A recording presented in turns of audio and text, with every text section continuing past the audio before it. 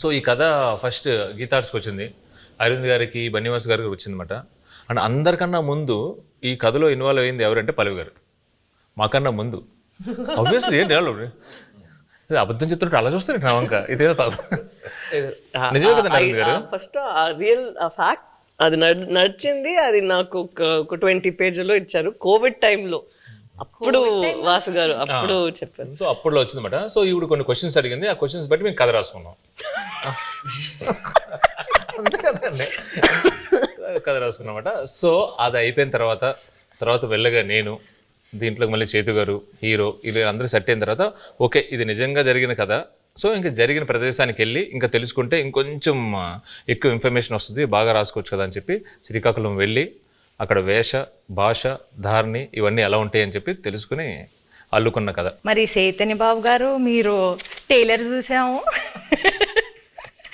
టైలర్లో రొమాంటిక్లు ఎమోషన్లు, పాకిస్తాన్ వెళ్ళి భారత్ మాతకి జై అంటే మరి రోమాలు నిక్కబొడుచుకున్నాయండి. మరి ఎట్లా చేశారండి మీరు?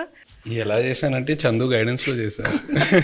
చందు అన్నట్టు ఇది నిజంగా జరిగిన ఒక కథ.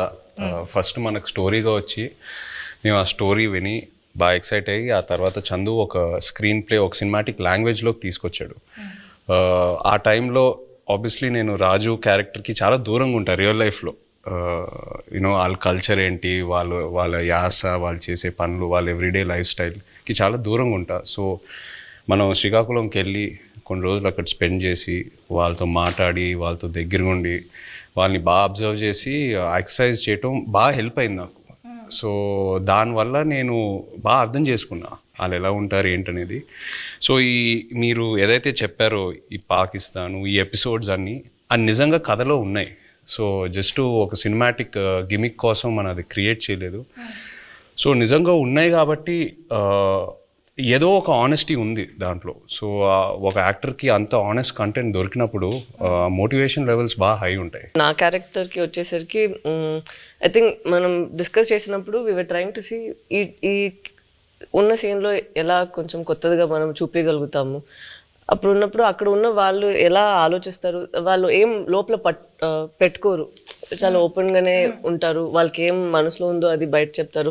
అండ్ ది వెరీ అన్ఫిల్టర్డ్ అని చెప్తారు కదా. ఏంటి అంత నేను అలానే అడగబోతున్నానండి మిమ్మల్ని, మనసులో ఏం పెట్టుకోకుండా అడిగేస్తానండి అన్ని.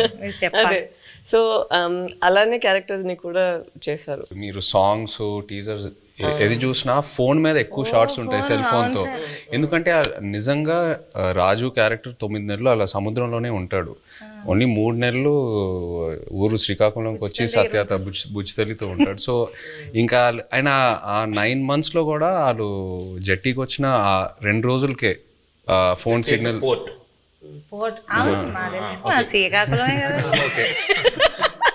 జట్టీకి వచ్చి ఆ 2 రోజులే ఫోన్ సిగ్నల్ ఉంటుంది. సో ఇవన్నీ నేను నిజంగా అక్కడికి వెళ్ళి వాళ్ళ ఎక్స్పీరియన్సెస్ విన్నప్పుడు ఎలా ఉంటారు అబ్బాయిలు అసలు ఇద్దరు ఇంత ప్రేమించుకొని పెళ్లి చేసుకొని ఇంత డిస్టెన్స్తో ఎలా మేనేజ్ చేస్తారు, ఎలా ఉంటారు అనేది అది చాలా చాలా పోయిటిక్గా అనిపించింది వాళ్ళ స్టోరీస్ విన్నప్పుడు. ఇప్పుడు నేను స్లాంగ్కి టాటా బాయ్ బాయ్ చెప్పేస్తానండి, ఎందుకంటే కొంచెం సీరియస్గా ఆడాల్సిన రౌండ్ ఇది. ఇక్కడ నుంచి నేను ఈ రౌండ్లో కొన్ని టాస్క్లు ఉంటాయి. సో ఫస్ట్ రౌండ్ ఏంటంటే నెట్ రౌండ్, వాళ్ళ గురించి. Second round campus round, boat round, tsunami round, anchor round, ఇలా 5 rounds ఉన్నాయండి. ఓకే, నెట్ రౌండ్ వాళ్ళ రౌండ్ అంటే మీ సినిమాకి రిలేటెడ్ ఎలిమెంట్స్తోనే మేము రౌండ్స్ క్రియేట్ చేసాం. సో ఫస్ట్ ఒక పెళ్లి చేయాలంటే 1000 అబద్ధాలు ఆడి పెళ్లి చేయాలంటారు, సినిమా తీయాలంటే కనీసం 100 అబద్ధాలైనా ఆడాలి కదా.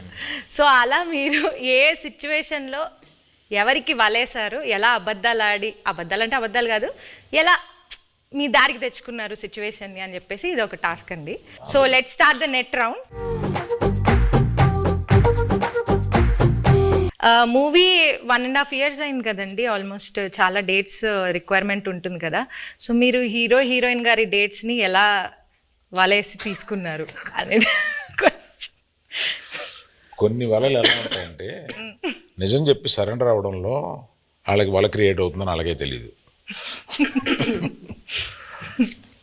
చైతన్య గారి దగ్గరికి వెళ్ళి ఈ సినిమా మామూలుగా మీరు చేసే ఇతర సినిమాలకు కాదు, దీని చాలా టైం పడుద్ది, దీని ఎండ్ డేట్ ఎప్పుడు అని అడగకూడదు, దీనికి గడ్డం పెంచాలి, మేము చెప్పే వరకు మీరు ఆ గడ్డం తీయకూడదు, మాకు బేసిక్గా మీ క్యారెక్టర్లో చాలా బాగుంటారు కానీ ఈ 2 కండిషన్లకు మీరు ఒప్పుకుంటారా లేదా అని డౌట్ ఉండి మా వాళ్ళు ఎవరు మాట్లాడకుండా నన్ను ముందుకు తోశారు, అందుకు నేను వచ్చాను మీ దగ్గరికి అని అన్నాను.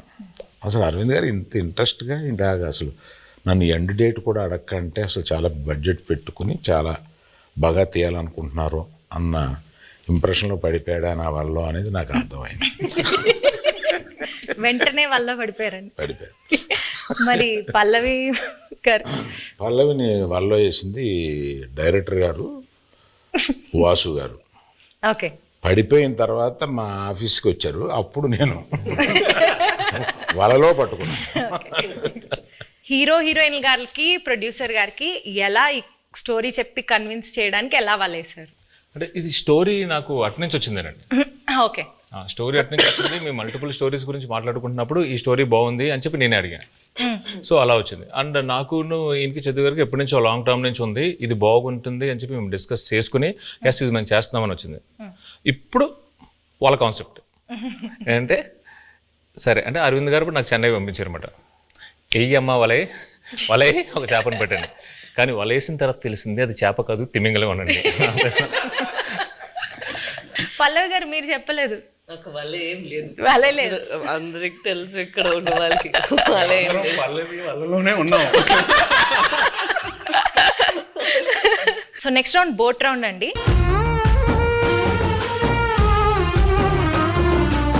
ఈ రౌండ్కి తండేల్ అంటే క్యాప్టెన్ కదా, సో అరవింద్ సార్ ఈ రౌండ్కి కెప్టెన్ సార్. మీరే ఈ బోట్ని నడిపే కెప్టెన్. మిగతా క్రూ మెంబర్స్ సార్, వాళ్ళని అడిగిన క్వశ్చన్స్కి వాళ్ళు ఎలా సమాధానం చెప్తున్నారు మీరు మార్క్స్ వేయాలి sir. Sir Aravind sir, cinema beginning నుంచి ఎండింగ్ లోపల మీరు ఏదైనా ఫేస్ చేసిన బిగ్గెస్ట్ స్టామ్ ఉందా? అదేంటి? బిగినింగ్ నుంచి ఎండ్ వరకు ఒకే స్టామ్ ఉందమ్మా, బడ్జెట్. అదే పెద్ద స్టామ్. ఈ స్టామ్లో నేను మామూలుగా సీలో మామూలుగా వెళ్ళిపోయి సరదాగా వచ్చి బడ్జెట్లో అనుకున్నాం, కుదరలేదు. మధ్యలో స్టామ్ వచ్చి బడ్జెట్ పెరిగింది. షూటింగ్లో ఎలాంటి ఛాలెంజెస్ ఎదుర్కొన్నారు? దీనికి రెక్కి చేసేటప్పుడు ఒకసారి సముద్రంలో పడిపోయింది మా పడవ. ఆల్మోస్ట్ ఒక కింద రాక్ ఉంటుందని మాకు తెలియలేదు. సో టప్పని ఇరుక్కుపోయి పడవ సగం ఇరిగిపోయి ఇలా అయిపోతుంది అన్నమాట. సో ఆబ్వియస్లీ మాకు స్విమ్మింగ్ రాదు, ఏమీ రాదు. నాకు ఎందుకో నిజంగా తెలియదండి, నాకు అప్పుడు కూడా భయం వేయలేదు. జారిపోతున్నారు, టైటానిక్లో జారిపోయినట్టు జుమ్ జుమ్ అని జారిపోతున్నారు. అసలు మీకు దేనికి భయం వేస్తుందండి? మీకు భయం అనేది లేదు కదా అసలు. అది చెప్ప మా వైఫ్ అంటే భయం అంటండి, అది ఆబ్వియస్లీ భయపడాలండి. సో సాయి పల్లవి గారు, సో మిమ్మల్ని బాగా కష్టపెట్టిన సీన్ కానీ డాన్స్ సీక్వెన్స్ కానీ ఏమైనా ఉందా? చెప్పండి. అవన్నీ ఉండవు. జూజీబీ నెక్స్ట్. లేదు అట్లేం లేదు. కరెక్ట్గా అది ఎగ్జిక్యూట్ చేయాలి, కరెక్ట్గా మనం యాక్ట్ చేయాలి అనే ఆ ప్రెషర్ ఉంటుంది కదా, అంతే ఉంది. అండ్ తను చెప్పినట్టు చాలా కూల్ డైరెక్టర్గా ఉన్నారా. సో ఎప్పుడైనా చాలా భయం వచ్చింది ఈ సీన్ ఎలా చేయబోతున్నాం అంటే నేను చూసుకుంటాము అలా ఉంటారా, అదే నాకు పెద్ద భయం. ఏంటి ఇంత కూల్గా ఉన్నారు అలా అయిపోయి. ఈ బోట్లో ఎనర్జీ తగ్గినప్పుడు, అంటే ఈ బోట్ ప్రయాణం అంటే మూవీ ప్రయాణంలో ఎనర్జీ తగ్గిపోయినప్పుడు మీరు ఎలా మీ కో యాక్టర్స్ని కానీ మీ టీంని ఎలా మోటివేట్ చేసేవాళ్ళు? ప్రతి ఎపిసోడ్ ఈ సినిమాలో చాలా పెద్ద ఎపిసోడ్. పాపం అరవింద్ గారికి ఆయనకి బాగా ఆయన హీట్ మ్యాక్సిమం ఆయనే ఫేస్ చేశారు. కానీ మాకు ప్రతి ఎపిసోడ్ ఒక ఛాలెంజింగ్ ఎపిసోడే. అండ్ సముద్రంలో చాలా వరకు షూటింగ్ చేసాం ఈ సినిమా. అండ్ సముద్రంలో చేయటం not at all easy. So షెడ్యూల్కి కొంచెం గ్యాప్స్ ఎక్కువ తీసుకునేవాళ్ళం. మీరు ఆ పెద్ద బోట్లో ఉంటే లైఫ్ బోట్లో, పెద్ద బోట్ సింక్ అవుతూ ఉంటే లైఫ్ బోట్లోకి ఎక్కాలన్నారు కదా, నాకు ఆ సిచ్యువేషన్ వచ్చుంటే నేను పెద్ద బోట్లో ఉన్నా, స్టామ్ వచ్చింది, నేను చందుకు ఫోన్ చేస్తా, చందు నన్ను కాపాడు చందు అంటే తను ఒక లైఫ్ బోట్లో వచ్చి నన్ను లైఫ్ బోట్లో పెట్టి తను వెళ్ళిపోతాడు. నన్ను మధ్యలో ఆ లైఫ్ బోట్లో వదిలేస్తాడు. I will come in some time, మీరు అక్కడే ఉండండి, నేను కొన్ని రోజుల్లో వస్తా, డోంట్ వరీ. అక్కడే ఆ లైఫ్ బోట్లో నాకు స్నాక్స్, ఒక ఎంటర్టైన్మెంట్ అన్నీ నన్ను కంఫర్ట్గా పెట్టి నేను వస్తా, ఒక 1-2 monthsలో వస్తా, వచ్చి పికప్ చేసుకుంటా అంత.